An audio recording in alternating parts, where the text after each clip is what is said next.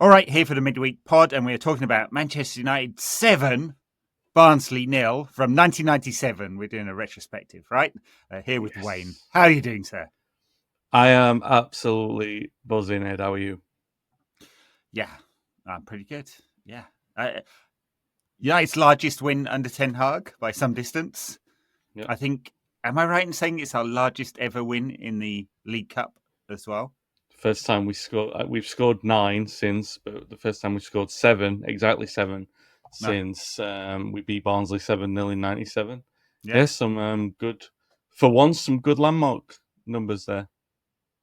Well, we were just looking over who scored in 1997. Hat-trick from Andy Cole, 2 from Ryan Giggs, a goal from Paul Scholes, and capping it all off, an 80th minute, 7th goal from Karol Poborski. Yeah. Can you remember that goal? I can't, no. Back heel flick. Back heel flick. Oh, yeah, now I can, yeah. Some good goals in there. Giggs scored, it was a dribble from halfway, and then he cut in and scored with his right foot. Scholes was a little dink over the goalkeeper. I think Scholes has won goal of the month. Well, considering that United scored all the goals that month in that game. You know what? That reminded me, because I was thinking, obviously the 7-0 has brought a lot of comparison. Well, it brought a lot of things to mind of that game because of the scoreline. And I was looking back at that team, and we were scoring a lot of goals that autumn. And that was the team just after Cantona retired, and just after Keane got injured. I'm going to posit a theory to you, Ed. A largely redundant, meaningless theory, which is the best Wayne Barton kind of theories on this podcast. It wasn't Keane and Cantona, their absence cost us the title that season. I'm going to throw a different thing. I think it's all the other injuries that we got later on. I think we could have won the league without Keane and Cantona. We were that good. I know Arsenal were great, and they had a really. It was good a very good Arsenal side, yeah. But I still feel that without the injuries, Schmeichel, Giggs, notably, I think some games you have Phil Neville on the left wing, but those two notably, I think that we would have. I think we could have won the league that season. Yeah, well, it was only a point or something, wasn't it? In the end, exactly. So. It's not the world's most groundbreaking theory given, but it's a theory nonetheless. Very good. Well, United 7, Barnsley 0 in 2024. I wonder how we'll be thinking about this in 30 years' time. Well, we might not be thinking, given our age, Wayne, we might not be thinking about it at all. Who knows? That's not optimistic at all. No, but it's a good point because if you remember, it was only 2 or 3 years ago in COVID when we beat Southampton 9-0, and I don't think we remember that anywhere near as fondly as the 9-0 against Ipswich. Yeah, no, all right. No. So in which Andy scored 5. Andy Cole scored 5. Obviously, loves scoring goals against lesser teams. Flat track bully that he was. No, fine player Andy Cole was. All right, 2024 7-0. I didn't see this coming. I mean, United actually historically under Ten Hag, last couple of years under Ten Hag haven't really battered anyone. No. And against lesser opposition, even tended to play down to their level. And this was not the case. I mean, it was very, very much picking up from, I guess, the last hour against Southampton, which was very good. First half hour was not. And then coming into this game, huge amount of changes Ten Hag made, but just looked creative, attacking. Marcus Rashford on it. Yeah. Alejandro Garnacho on it. This was not a bad word to be said. I know it's Barnsley. I know it's the League Cup, but we can enjoy this, can't we? And while I'm talking about enjoying it, Danny Baker, who back in the day I quite enjoyed as a pundit on the radio or radio host, and fairly entertaining. And I don't know whether he still does his show or not. And tweeted out, United fans are beating Barnsley. United are beating Barnsley. United fans think they're beating Barcelona. You sad little man. You sad little man. Why can't you enjoy a game of football and enjoy it? I mean, fans are allowed to enjoy a win, or should we all be donning black and going, woe is us, we've only won 7-0? Yeah. I don't think anyone was under the misapprehension of what it was and what it wasn't. You might have a few people carried away, but in the main, really. I think we all knew it was Barnsley. You said no negatives, and there isn't really, apart from the first 25 minutes weren't great, Ed. We were watching it, and they were a bit boring. I mean, it was the same old cycle of get the ball back to Maguire and let Maguire do what he wants in the middle. And I have got to say, I don't really see anything wrong with his form over the last few months of last season and the start of this season. I think he's been fine. Apart from he wasn't great against Brighton, but I'm talking critical standards of the past where we've been quite mean to him. You and I have both done that. What are you talking about? Not just I us love two. Harry Maguire. Never said a bad word about him. But in general, he's been all right. But if a League One team are allowing a player all the time, they're pressing everyone else, but they're allowing one player time on the ball. They've already got that tactical setup. You know it's a problem with the tactic. We really needed that first goal yesterday. It did take a little bit of time to come, and it didn't look. I mean, there are a couple of occasions where we were trying to hit that pass to get behind the defence in order to open it up. And I get it. Sometimes it takes a little bit of time, and it did take a little bit of time to get that chance. And the passes were falling in that first 25 minutes were falling a little bit short. Eriksen was trying to gamble for Garnacho and Rashford in there. Amusingly, once or twice, also trying to use Anthony's pace, which I think we've all agreed, even he's agreed he doesn't have. But Eriksen, the optimist, trying to find it where there is none, trying to play those passes. But yeah, we that's the only grumble I have is that that it looks a bit samey and predictable for that first 20 minutes. But what can you say then? We did the job that was in front of us. I thought it was really, we were talking a couple of weeks ago about the Italian guy with the clean finish, and we had a lot of clean finishes last night. Yeah. Rashford's first was just beautiful. It's a lovely goal all around. I mean, the pass from Garnacho, switch of play, and Rashford just direct and positive, and that's what we want to see from him.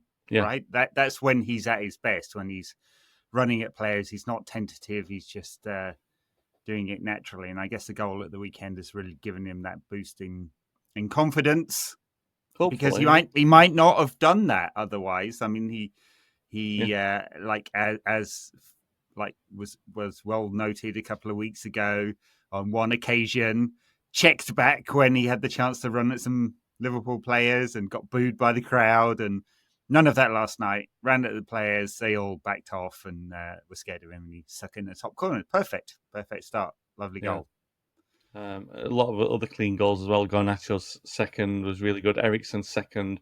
The fizzing of the passes around that was really, really nice to see.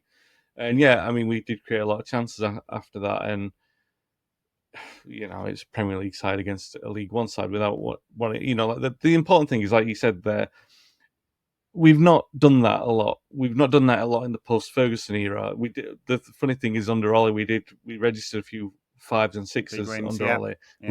We didn't do that under any of the other managers. And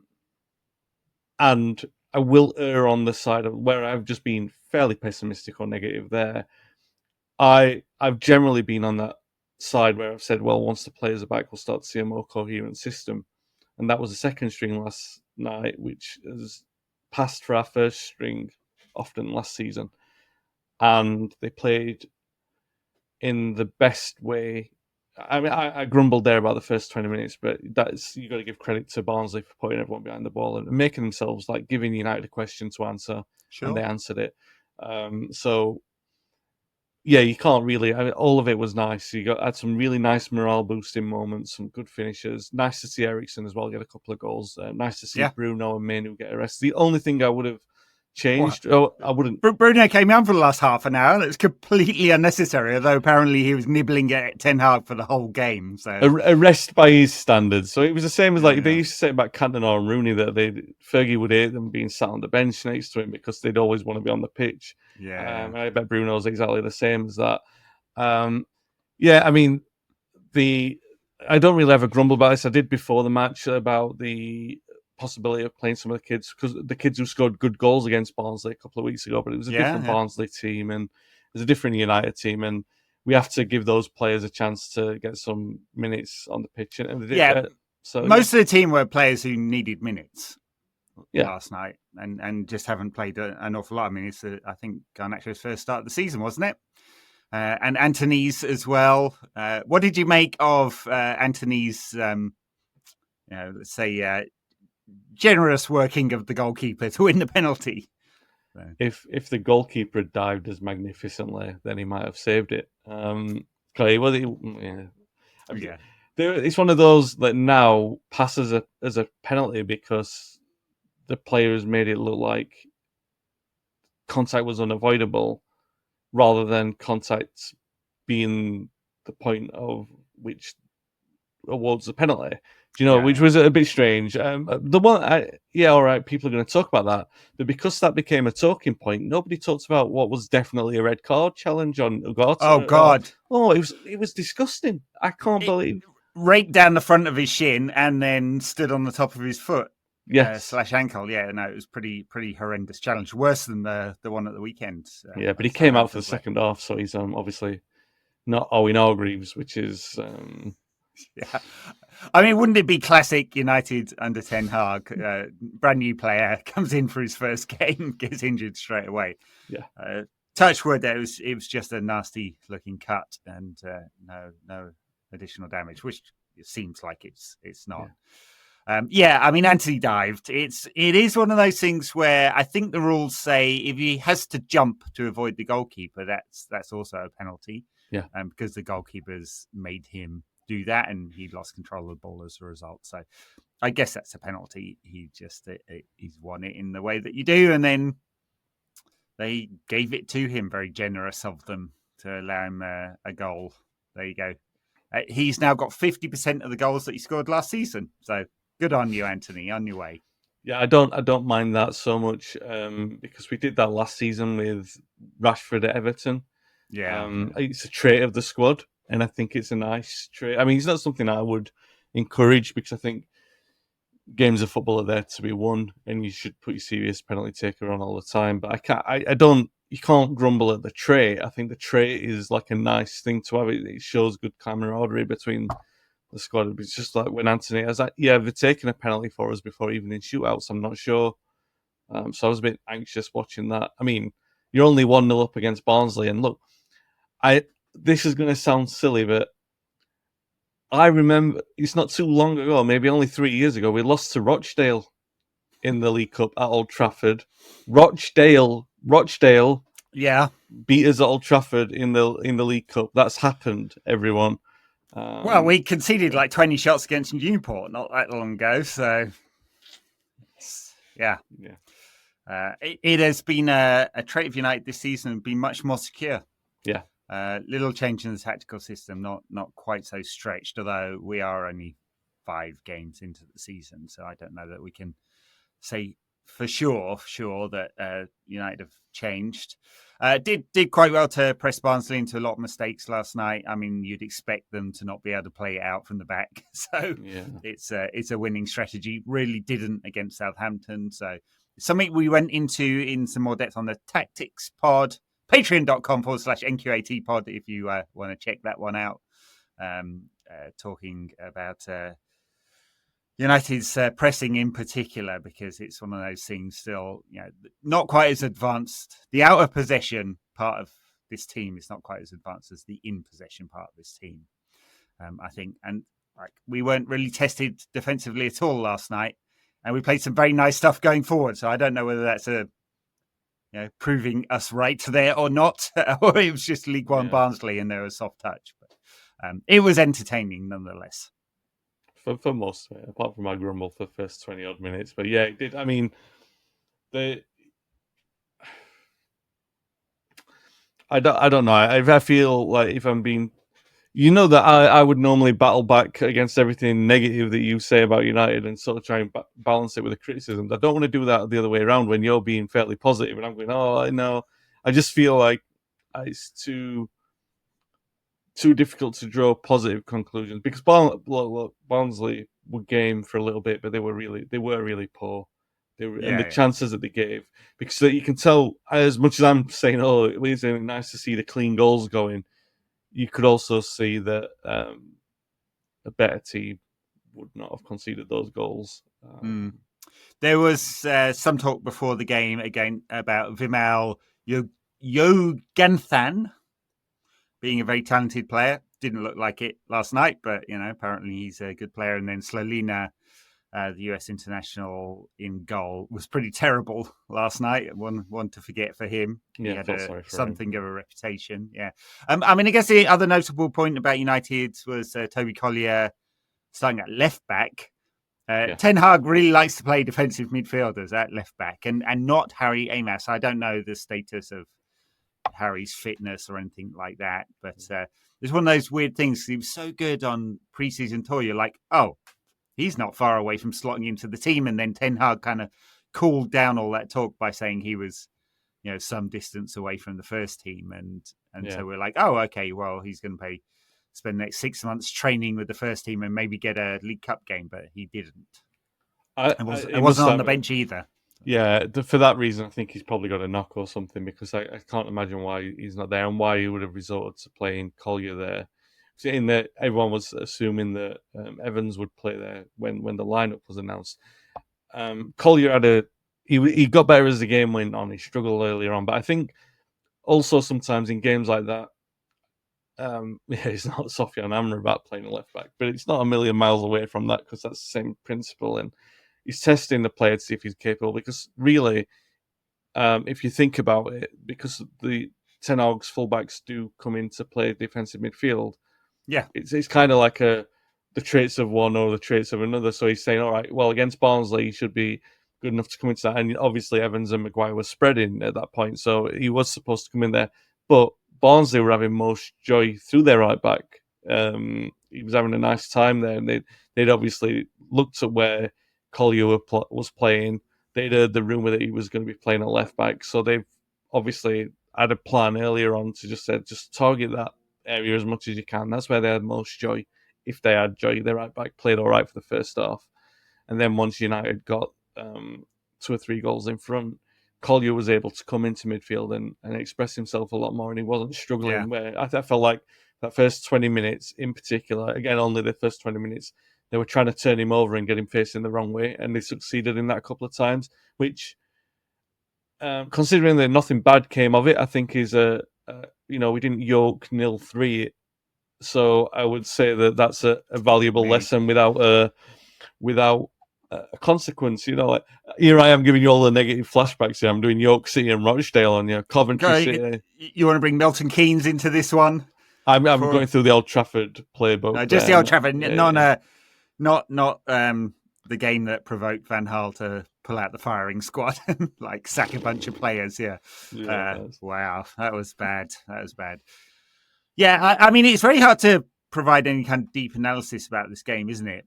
Other than, hey, it was great fun. Yeah, I thoroughly enjoyed it, and that has not often enough been the case, especially over the last year or so. The big positives: Rashford's goals, minutes for Eriksen, full debut for Ugarte, Casemiro. I think is going to morph into an auxiliary number 8 and rotation with Mainu, and Ugarte will play most of the games now. I suspect that's what's going to happen. I think that's good for United, good for Casemiro as well. Different role where he's going to shine more. A goal for Anthony, I guess. I mean, he's after Ahmad's performance against Southampton, though, he's very much back up to Ahmad now. I would say it's up to him. As Ten Hag said, he has to win his way back into the team by training hard. Yeah. But Ahmad topped every single metric at the weekend. I was looking back at all the data, and he's vastly improved. 100 million euros on the bench there with Anthony. Awesome, but he got some minutes. No fresh injuries, I think. De Ligt came on, didn't he? So him hobbling off at the weekend was just cramp, as he said. Yeah. So Mount and Shaw were training today as well. So we're almost at a fully fit squad. So it's all And the other thing was Garnacho. I mean, he's electric, isn't he? Especially, it's like, how do you keep him out the side? You got Rashford scoring twice, Ahmad being very good this season, and Garnacho's he's got something, hasn't he? Yeah. Well, I would say it's a call between Garnacho and Ahmad for the weekend. I would stick with Ahmad because of the fact I don't think it hurts to have. It does hurt if Garnacho's brother starts getting a bit annoyed and starts tweeting about it, and because Garnacho does seem to be the more tempestuous of the three.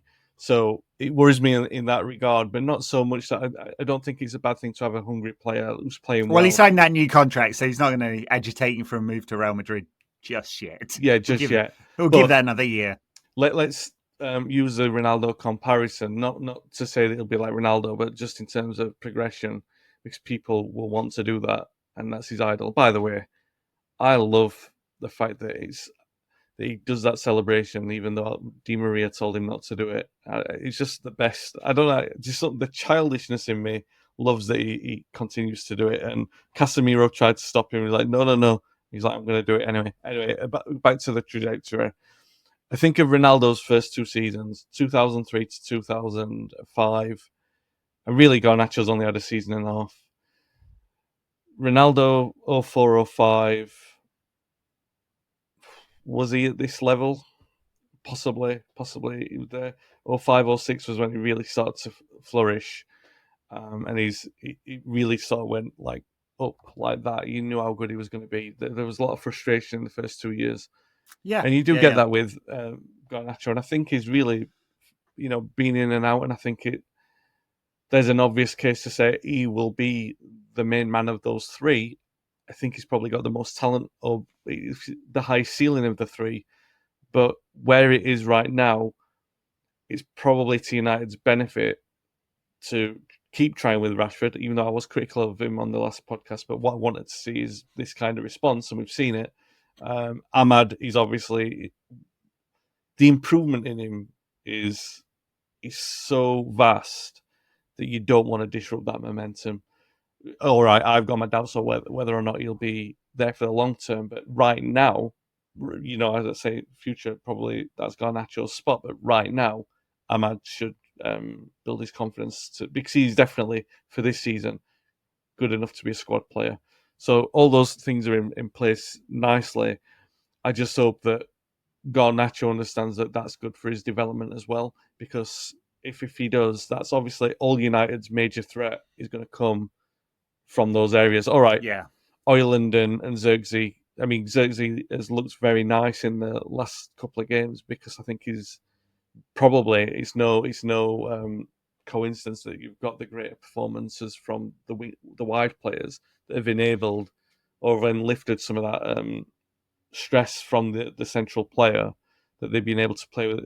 Well, Zirkzee in particular has been able to play with a little bit more liberation, a little more comfortable on the ball. So all of those things are good, but I do have to say, as glorious as it was to see Rashford scoring, just to wax lyrical about that first goal again, seeing Garnacho the way that he is sometimes, like the first finish was outstanding. I know it looked like a tap in, but the way that he moved and stabbed first time, even when you look on the replay, it looks like a magician's trick, really, that how quickly he stabbed it. And then the second one, obviously, everyone likes to see a run from halfway and stab it in there, like the composure to be able to do it, especially after he missed the Fulham tap in. Yeah. So to be able to show the composure to be able to do that, these are all lessons that he's learning. And if he's learning them, then that's only a good thing for us.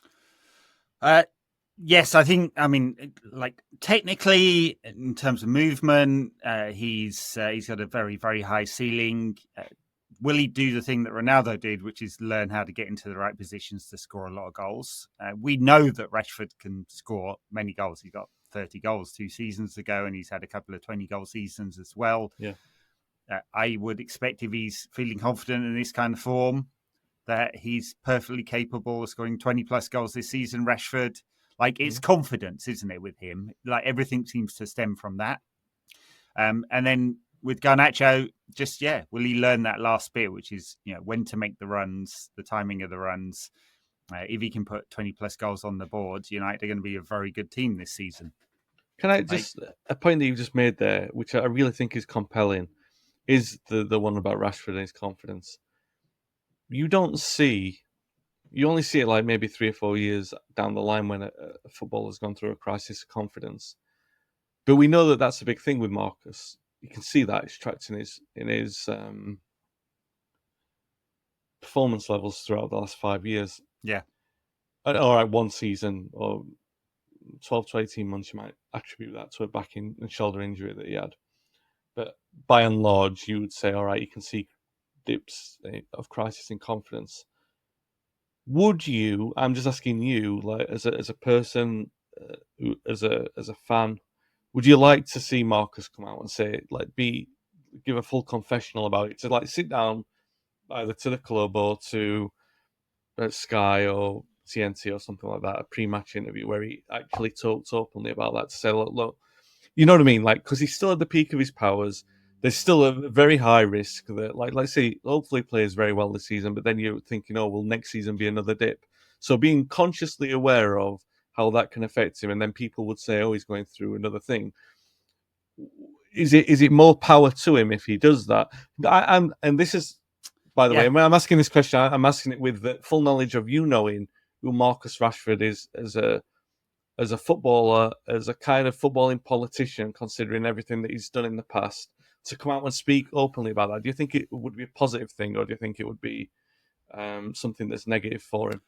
No, I don't see it as negative. I mean, if he wants to talk to the press, he's talking to the fans, and I think that's always valuable for footballers. Many of them don't want to engage. I guess the question is, does Marcus know what went wrong for him last season? Why, tactical, mental, confidence? Are there things that happened behind the scenes that we don't know about that impacted what was going on? Does he want to talk about them? Because I don't know that that's true of all players. But yeah, maybe he wants to do a Players Tribune thing, or he can always, at any point, Marcus, if you're listening, you're welcome to come on the pod and we can talk about it. He did do a coach's voice, didn't he? Maybe about a year ago. And right. It was really good.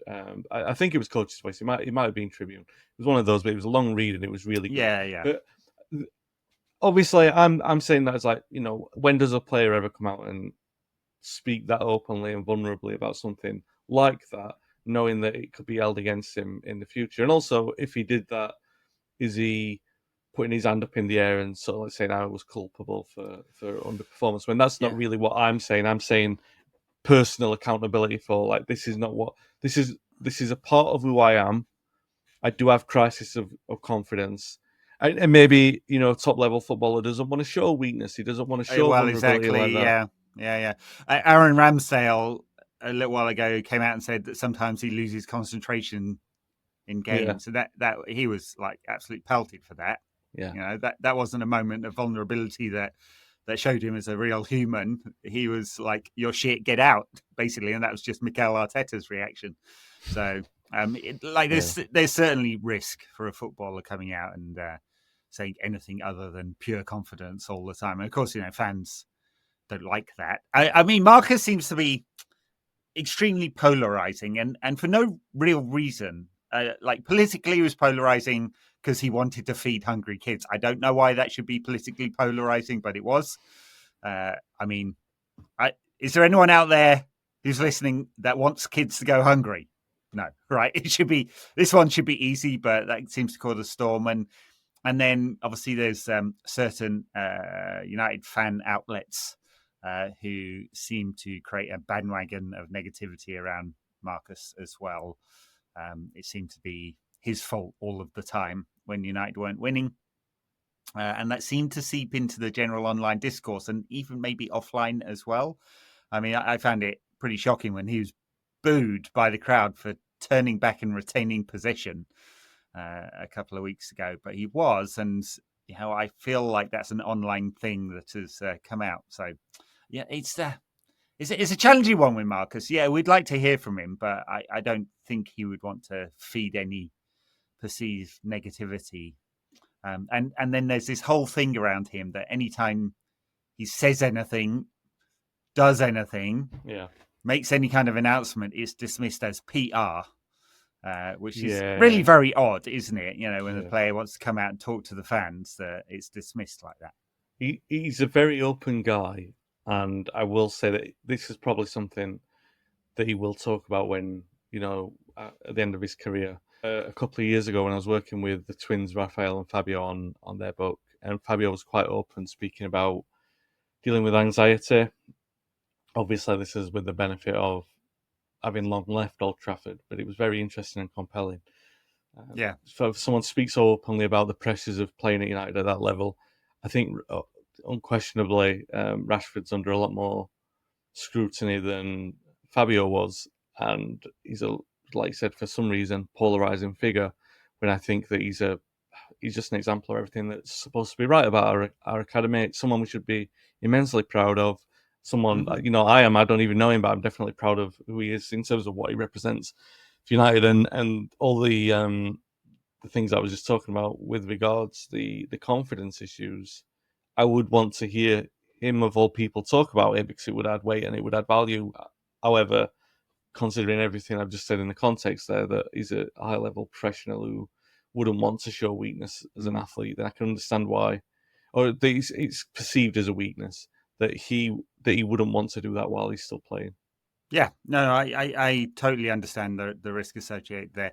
Yeah, Fabio, I sat next to him on a trip to Rio once. I've told this anecdote before, and I roasted him for the full 12 hours of the flight, and that's what destroyed his confidence. No, I did not, but there you go. There you go. Cruel. All right, I guess that's Barnsley, isn't it? And we managed to squeeze half an hour of pod out there talking about Barnsley, and after I said several times, there's really nothing to talk about in this game. We just smashed them. It was great. Yeah. So there are bigger challenges to come at the weekend. Yes. So we have Crystal Palace away. Am I right in saying that? Yeah. I've got this one right. Yeah. Keep getting myself confused in terms of the order of things. Palace away and then FC 20 at home the week afterwards in the fantastic Europa League. Yeah. Joyous. Palace away's not an easy one. Interesting side, Palace now under Oliver Glasner, because they are they've obviously lost the key player in Michael Elise. Yeah. They kept Mateta, who was of interest to several clubs, I think, and they kept Eze as well, who's a beautiful looking player. His numbers aren't awesome, but he looks very nice. Apparently of interest to United as well. So reports go. Who knows? Well, we have recent enough memory of all three of those players ripping us to shreds. Thankfully, one of them's gone away to now do well in the Champions League for Bayern Munich. Yeah. The other two are still there. They'll be a menace to us at the weekend for sure. We don't have a good record there. There have been some really I'm talking recently, we don't have a good record there. And I think we were a lot better against Southampton. Obviously better again against Barnsley. And I think where I was talking a couple of weeks ago, and I said it's not just about results, it's about performances, crucially now, because how long can you get away with saying, United just need a result, they just need results at this point? Ten Hag needs performances, and he's getting them slowly but surely. You're starting to see what we look like. You're starting to see, all right, even his boldest critics in the last couple of weeks are kind of going, all right, more of this, please. And we need to see that against Palace. Palace being a tougher proposition than the two games that we've just faced, and also, like because I didn't feel what we saw from against Southampton. I didn't feel like that was a reaction to what happened against Liverpool. Right, you want to see reactions. Even in Ten Hag's first season, we did see a reaction against Liverpool because it was after the Brentford humiliation. There's nothing to react against this time around, but apart from the fact that we were humiliated against Palace last year. Yeah, they battered us last time.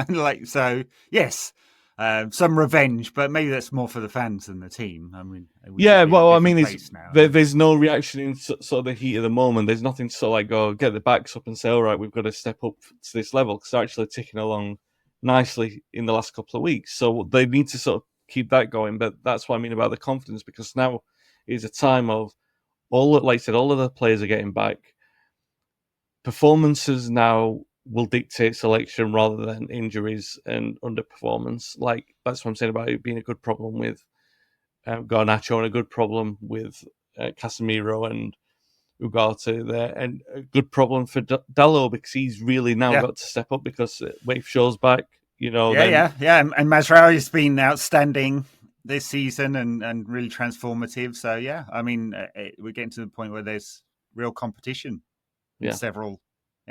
And those players, those players do need to against Palace. That's another step for them to say, all right, well, we're not only individually playing well, but this is how good we are as a unit. Because a player like Dalot, for example, can play well individually, but he needs to impress in this unit because that's his position that's at risk for when Shaw comes back. And, so he needs to say, like, yeah, all right, I'm good individually, but I'm also good in some of these parts.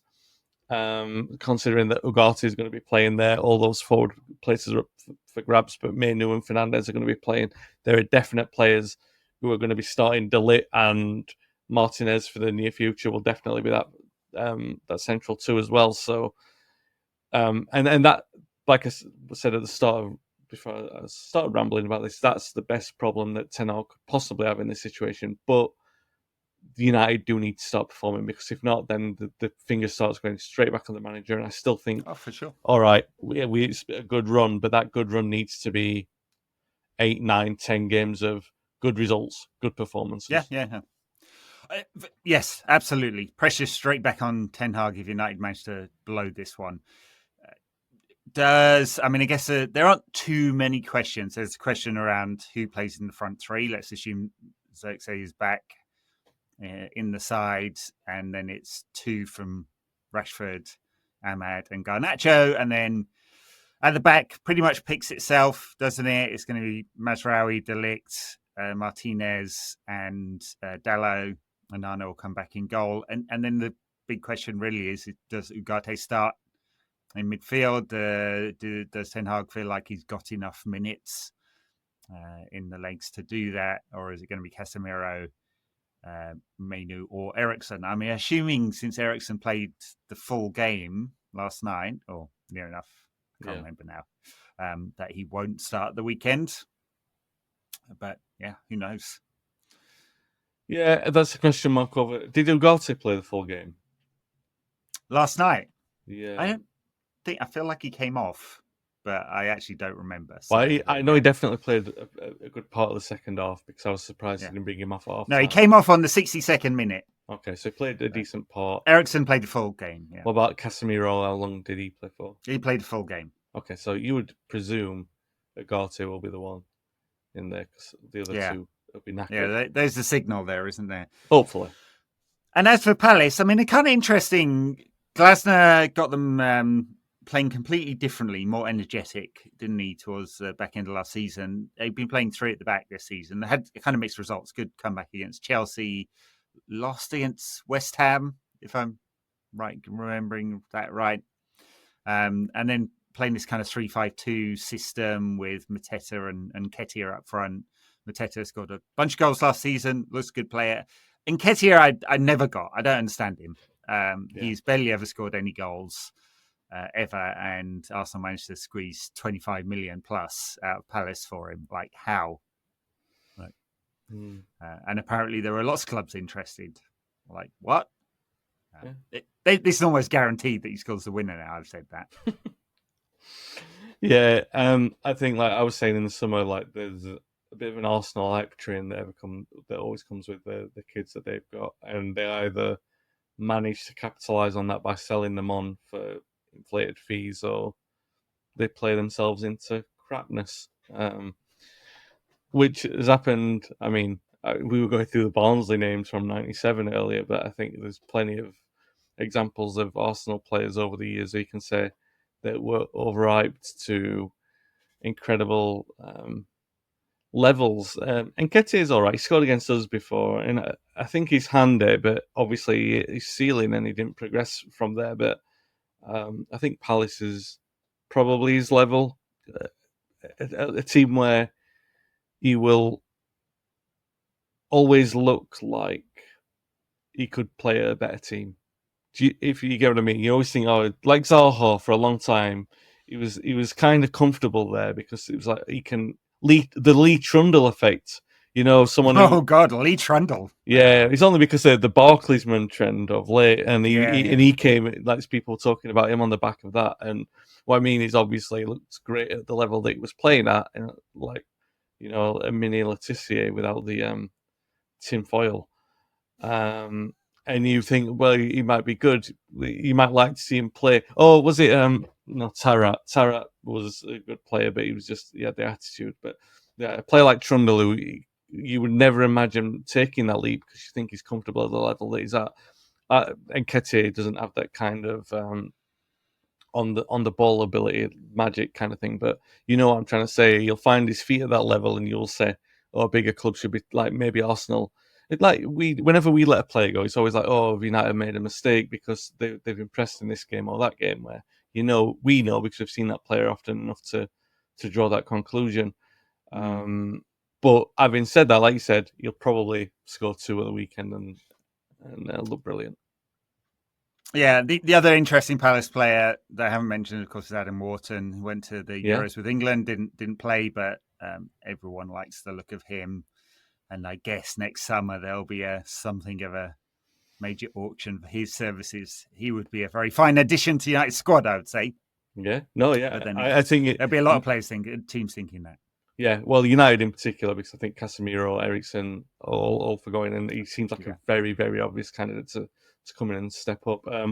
United, probably the biggest issue is going to come either from the not.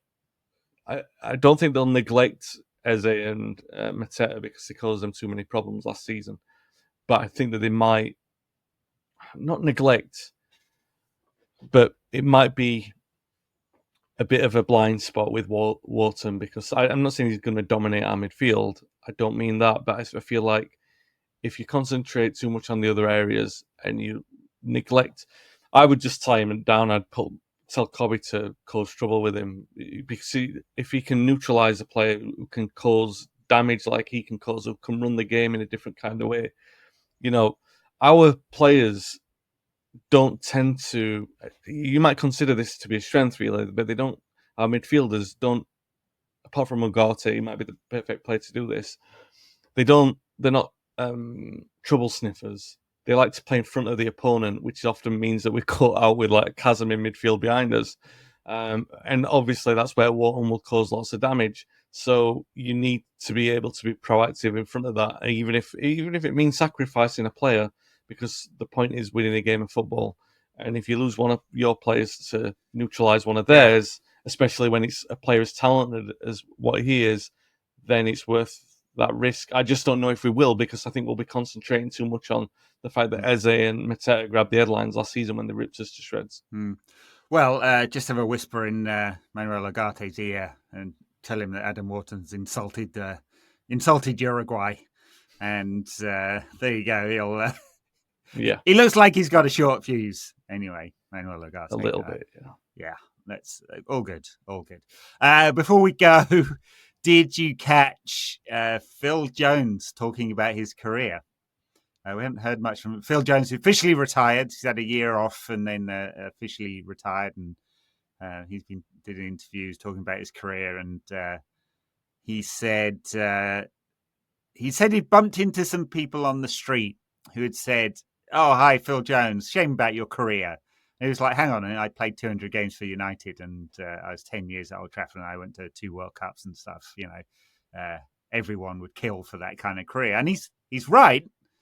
It's just that he didn't hit the heights we thought. He wasn't the best player ever for Manchester United, as Fergie said he would be. And mostly that's down to injuries.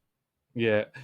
Remember the context of this, right? So that comment, all right, I see where you're coming from, but this is a player who also said he wouldn't have a testimonial because no one would turn up. So there's no grandeur about him.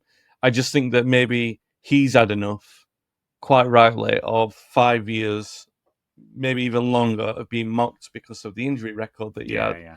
Yeah. So he's stepping back. Maybe he's had a lot of people around him telling him to hold his head up because he went to 2 World Cups, because he's played 200 games for United. He had a really good reception when he came, when we talked about it on this podcast, because I think that's when I was coming on here more regularly, just when Jones came back into the side, right? I remember vividly talking about him, and actually played well in the game, but then obviously it wasn't going to last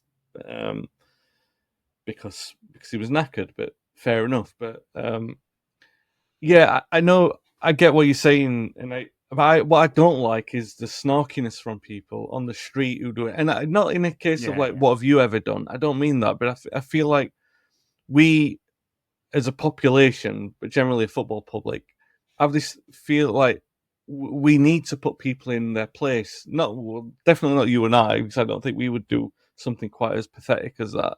But imagine going up to someone and telling them, "Oh, shame about your career." With this guy, I know. he won Premier League titles. Like, he's not.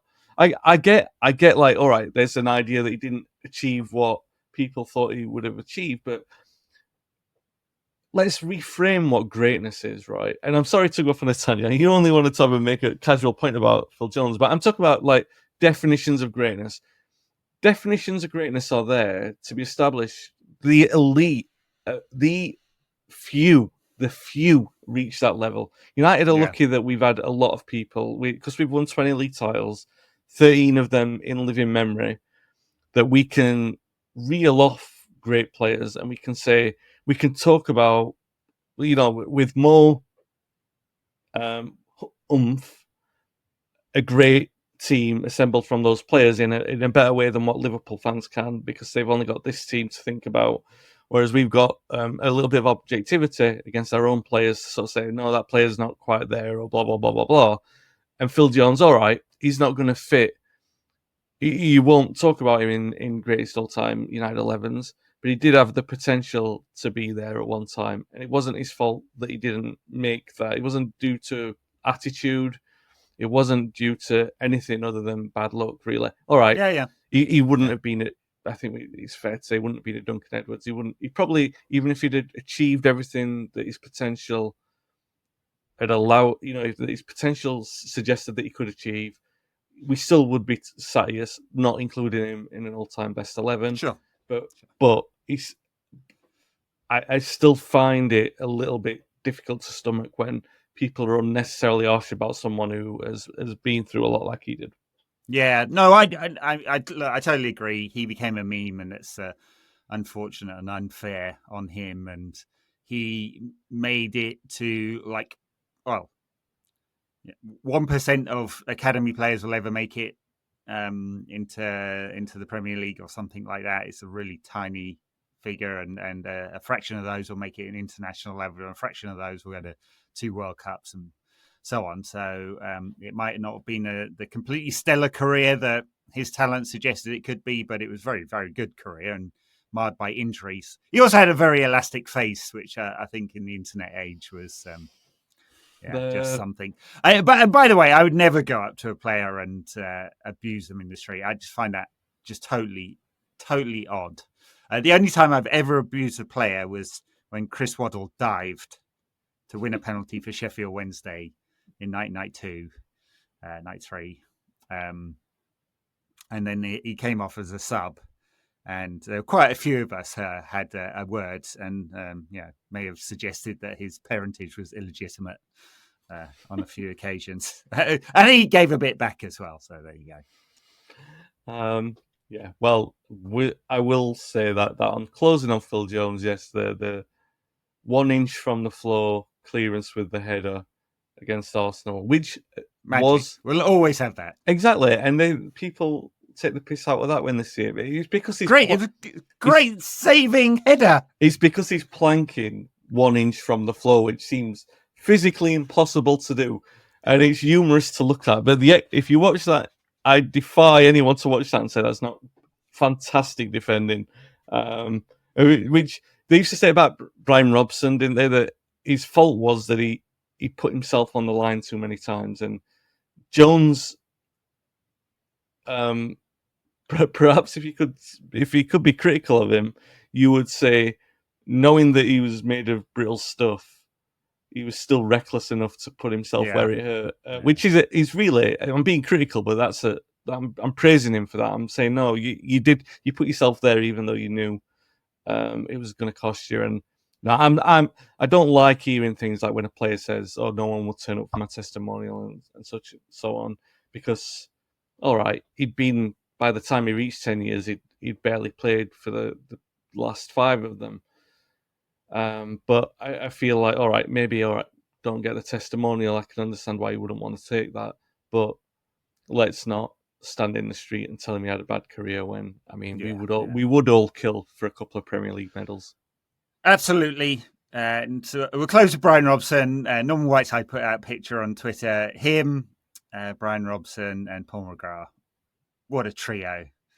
All drinking water, I might add, in that photo, which is not what they like to drink when they were players. We'll leave it there. You can catch us on Instagram, Facebook, Twitter, Blue Sky, and Threads, all under NQAT Pod. You can catch Wayne at Wayne S. Barton. I think you're on other platforms as well. I can't remember now. You're on Instagram, aren't you? Yeah, and I've just joined Blue Sky as well. So yeah, there you go.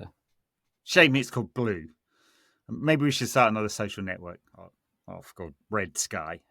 Let's do it. Let's do it. Yeah. You can also catch this on YouTube if you're not watching there already. We do some extra content there as well. And if you want to get our backers shows, you can get those on patreon.com or Apple Podcast subscribers. Thanks a lot for listening, watching, and your support. Bye now.